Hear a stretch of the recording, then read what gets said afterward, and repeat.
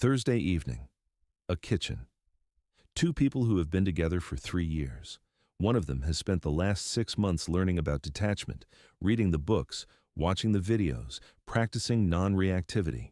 And it has worked, in a way. The anxiety is quieter. The overthinking has slowed. The constant need for reassurance has loosened its grip. But tonight, the other person says something that would have started an argument a year ago. And instead of reacting, the first person does what they have been trained to do. They observe the emotion, they let it pass. They respond calmly. They do not engage. And the other person, the one who said the thing, looks at them and says, "Do you even care anymore?" That sentence. 6 words, and it contains the entire paradox that the self-improvement detachment space refuses to touch. There is a version of this conversation happening in thousands of kitchens, bedrooms, and text threads right now. One person has gotten better at not reacting, and the other person has started to feel like they are talking to a wall. The advice worked. The relationship did not, and the confusing part is that both people are right. The person who detached did something genuinely difficult. They broke a reactive pattern that was causing real damage. And the person who feels shut out is responding to something real. The warmth did leave. The presence did thin. Something that used to feel like connection now feels like coexistence. Both are telling the truth. And that is what makes this so hard. To understand why this happens, it helps to go back to where our understanding of human attachment actually started, and it did not start with self-help. In the late 1940s, a British psychiatrist named John Bowlby began studying children who had been separated from their mothers during World War II. What he observed was not what the prevailing psychology predicted. The dominant view at the time, influenced by behaviorism, held that children's attachment to their mothers was primarily about food. The mother provides nourishment, and the child associates her with that reward. Bowlby saw something different. Children who were well-fed but separated from their primary caregiver showed profound distress, not hunger distress, but a kind of existential panic. They became withdrawn, aggressive, or emotionally flat. The need was not for food. The need was for proximity, for a specific person's presence. Bowlby called this attachment behavior, and he argued that it was not learned, it was biological, hardwired, as fundamental to survival as eating or breathing. This was controversial in the 1950s. It is no longer controversial. It is one of the most replicated findings in developmental psychology. In 1978, Mary Ainsworth, a student of Bowlby's, designed an experiment called the strange situation. The setup was simple. A mother and infant are in a room. A stranger enters. The mother leaves. The mother returns. Ainsworth filmed what happened during each transition and classified the children's responses into 3 categories. Securely attached children were upset when the mother left, but calmed quickly when she returned. They used her as a base, exploring the room when she was there, returning to her when stressed. Anxiously attached children were intensely distressed by separation and difficult to soothe upon return, clinging and pushing away at the same time. Avoidantly attached children appeared indifferent to the mother's departure and ignored her when she came back. They looked fine, calm, unbothered. But when researchers measured their cortisol levels, the avoidant children were just as stressed as the anxious ones. Their bodies were flooded with stress hormones. They had simply learned to hide it. And that distinction between looking calm and being calm is the distinction that matters most for this conversation. Decades later, Cindy Hazan and Philip Shaver took Ainsworth's framework and applied it to adult romantic relationships. Their 1987 paper showed that the same 3 patterns, secure, anxious, avoidant, mapped remarkably well onto how adults behave in love. Anxious adults seek constant reassurance. Avoidant adults pull away when things get close. Secure adults can tolerate intimacy and independence without one threatening the other. And here is what matters. These are not permanent personality traits. They are strategies, learned responses to early experiences of whether closeness was safe or dangerous. They can change, but they do not change by accident, and they do not change by watching videos about detachment. Now, this is the part where the self-improvement narrative and the science diverge. Because the detachment space, the be unavailable, stop caring what they think, let go of attachment space, treats emotional distance as a virtue, as growth, as evidence that you have leveled up. And for some people, in some situations, creating distance from toxic patterns is growth, absolutely. But here's what the science actually shows about human connection, and it is worth paying attention to because it is not optional. Stephen Porges, a researcher at Indiana University, spent decades studying the vagus nerve, the longest nerve in the autonomic nervous system, running from the brainstem to the abdomen. His polyvagal theory, published in 1995 and expanded in 2011, describes something called the social engagement system. When a human being feels safe in the presence of another person, the ventral vagal complex activates, heart rate stabilizes, breathing deepens, the muscles of the face and voice soften, literally, the body reconfigures itself for connection. This is not a metaphor. This is measurable physiology. And the system is bidirectional. Your nervous system calms mine, and mine calms yours. This is called co-regulation. Infants depend on it entirely. They cannot regulate their own nervous systems without a caregiver's presence. Adults are less dependent, but the need does not disappear. It changes shape. It becomes subtler. But research consistently shows that adults in securely connected relationships have lower cortisol baselines, better immune function, faster recovery from stress, and longer lifespans. The body is not indifferent to connection. The body needs it. James Cone at the University of Virginia demonstrated this with an elegantly simple experiment in 2006. Participants were placed in an fMRI scanner and told they might receive a mild electric shock. Brain scans showed the threat response regions lighting up as expected. Then, the experiment was repeated, but this time, the participant held the hand of their romantic partner. The threat response diminished significantly. The brain literally processed the danger as less dangerous when a trusted person was physically present. And the effect was strongest in couples who reported high relationship satisfaction.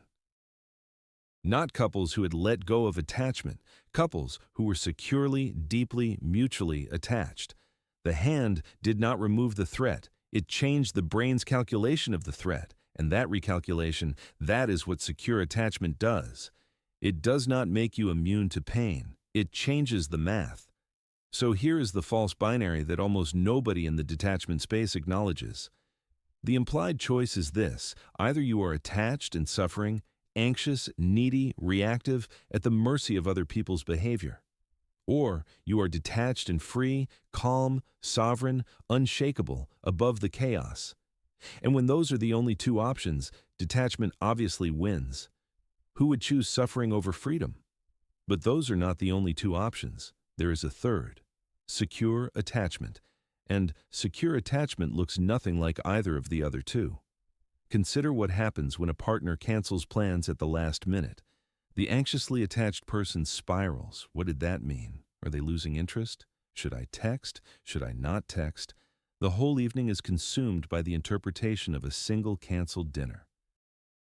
The avoidantly detached person shrugs. Fine, whatever, I didn't need to go anyway.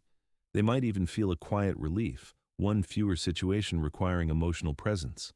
The securely attached person feels disappointed. Not devastated, not indifferent. Disappointed, which is the appropriate emotional response to a canceled plan with someone you care about. They might say, "That's a shame. I was looking forward to it. Let's reschedule." And then they go on with their evening. That middle response, proportionate, honest, not dramatic, not suppressed, is what secure attachment sounds like. And notice, it requires more courage than either of the other two. It requires admitting that you care without being destroyed by the caring. A securely attached person can be close without being consumed, can be present without being reactive, can hold someone without gripping, can let go without disappearing. Secure attachment is not the absence of need, it is the presence of trust. Trust that you can be vulnerable and not be destroyed. Trust that the other person's moods are not your emergency. Trust that distance, when it happens, is temporary, not a threat. The securely attached person is calm because they feel safe. The avoidantly detached person is calm because they have shut down the part that feels unsafe. One is regulation, the other is suppression. And the body, as we discussed last time, knows the difference, even when the conscious mind does not. Daniel Siegel, a psychiatrist at UCLA, introduced a concept called earned security. The idea is this: even if your early attachment experiences were insecure, anxious, avoidant, disorganized, you can develop a secure attachment style as an adult. But the path is not through detachment. The path is through what Siegel calls coherent narrative, the ability to reflect on your attachment history honestly, to feel the feelings that were too dangerous to feel as a child, and to integrate those experiences into a story that makes sense. This is hard work. It often requires therapy. It definitely requires another person, because attachment is, by definition, relational. You cannot earn security alone. You earn it in relationship, through the repeated experience of being close, being hurt, repairing, and staying. Not through the repeated experience of pulling away and calling it strength. And the word repairing is doing a lot of work in that sentence. Researchers who study long-term couples consistently find that what distinguishes thriving relationships from failing ones is not the absence of conflict. It is the presence of repair. Conflict is inevitable. Two nervous systems in close proximity will occasionally dysregulate each other. That is physics, not failure. What matters is what happens in the 30 minutes after the argument. Does one person reach? Does the other let them in? Is there a moment, awkward, imperfect, sometimes just a hand on a shoulder or a stupid joke that breaks the tension, where both people silently agree to come back? That is repair.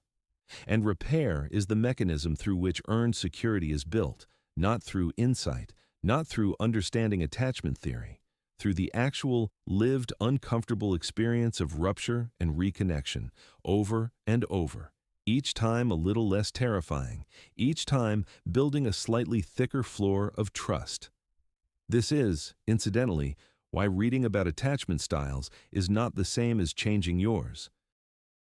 Understanding that you are avoidantly attached is step one. Step two is being in a situation where closeness feels threatening and choosing to stay instead of retreat. Not because a book said to, because the person in front of you is worth the discomfort. That choice, repeated enough times, is what rewires the system, not the knowing, the doing. And if that sounds familiar, it should.